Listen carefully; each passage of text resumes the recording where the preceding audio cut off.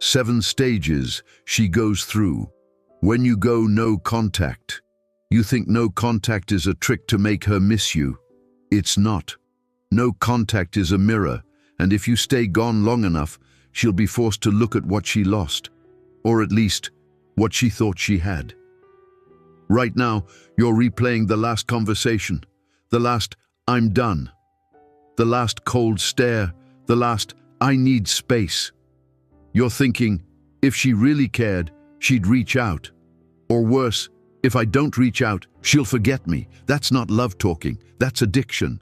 You trained your nervous system to equate contact with relief, and now you're in withdrawal. So listen carefully. The silence isn't killing you. The meaning you're attaching to the silence is killing you.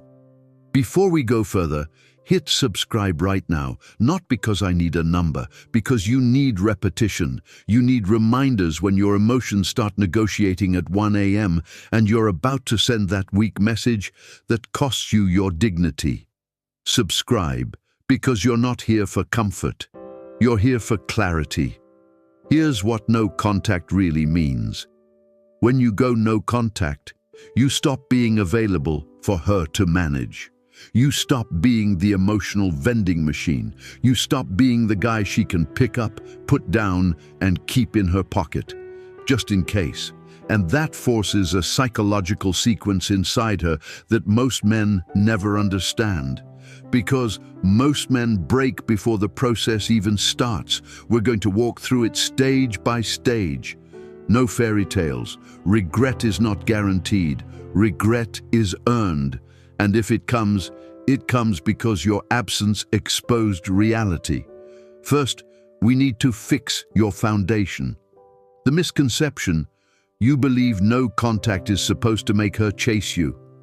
Hard truth: no contact is supposed to make you come back to yourself. If she chases, that's a side effect, not the goal. Why does it happen when you disappear? You remove the stimulus she used to regulate her emotions. You remove the certainty. You remove the attention drip. The human brain hates uncertainty more than it hates pain. That's called loss aversion, withdrawal, cognitive dissonance, when what she told herself about you no longer matches what your behavior proves. What it costs you if you don't do this. You become the man she respects less. Every single time you fold, you become the man who teaches her, "I will always be here, no matter how you treat me." You think you're proving love. What you're actually proving is that you have no boundary. And the moment she learns you have no boundary, she stops feeling safe with you. Then she stops respecting you. Then she stops valuing you. Not because she's evil, because that's how attraction and respect work at the human level. Reframe this. No contact isn't you punishing her. Now, the 7 stages of regret she feels during no contact. If your silence is real, if your spine is real, if your identity isn't built on her mood. Stage 1, relief. Stage 1 is relief. Yeah, relief. Because in the beginning, your absence feels like a weight off her chest. No arguments, no tension, no accountability, no emotional labor. She tells herself, this is for the best. She posts like she's free. She laughs a little louder. She looks completely unbothered. And if you're weak, stage 1 is where you break.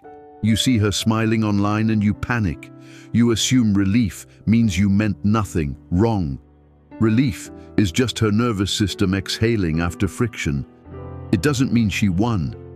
It doesn't mean she's healed. It means the pressure changed, and you're not supposed to react to stage 1. You're supposed to let it pass like weather. Because if you reach out during her relief, you confirm the story that you're predictable. You confirm your silence has a time limit. You confirm she can do whatever she wants and still have access to you. That's called being owned. Stage 2, curiosity. Stage 2 is curiosity. Curiosity is the crack in the armor. It starts small. He hasn't texted. He didn't like my post. He hasn't watched my story. He's really quiet. Her brain starts searching for an explanation. Because when you used to chase and now you don't, it creates a gap between expectation and reality. That gap is power, not power over her, power over yourself. She starts checking, not because she's in love, because she's confused, because she's used to you orbiting, and now you're not. She might send a neutral message, something harmless that looks mature. Hey, hope you're doing well. She might ask a practical question she doesn't need answered. That's not connection. That's a temperature check. That's her testing the leash. And if you respond like a starving man, if you pour your heart out because she finally threw you a crumb, you fail the test. And you don't even know you took it. Stage 3.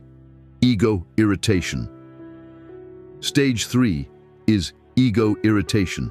This is where regret begins to grow teeth, because now it's not just where is he, it's how is he okay? Your silence starts to feel like rejection. And let's be honest, a lot of people can handle leaving you. They can't handle you staying gone. Ego irritation is when she starts reframing your absence as disrespect. Not because it is disrespectful, but because it removes her control. She might get sharper, colder. She might throw a jab.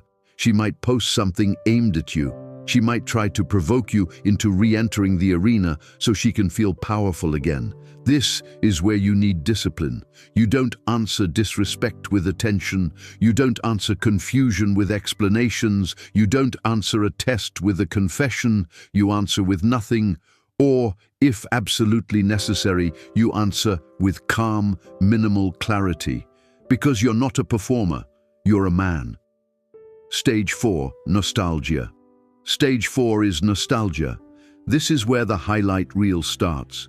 The brain isn't an honest historian. It's a biased editor. When you're gone long enough, the arguments fade first.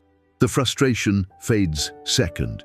What remains are the scenes that felt safe, the jokes, the routines, the way you showed up, the moments she took for granted, because they were always available. Nostalgia is dangerous because it feels like love, but it's often just comfort. And comfort is not commitment. Missing you is not choosing you. So don't get drunk on the idea that nostalgia means she's coming back ready to build. Nostalgia just means your presence mattered, and it did. But the question is, will you require respect this time, or will you accept a rerun of the same pain because you're lonely? Stage 5, comparison. Stage 5 is comparison. This is the stage most men never reach, because they interrupt it. Comparison happens when she tries to move forward, tries to distract, tries to replace, tries to be fine, and then reality starts whispering. The new attention doesn't hit the same. The new guy doesn't know her patterns.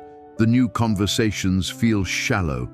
The novelty wears off, and your absence becomes a measuring stick.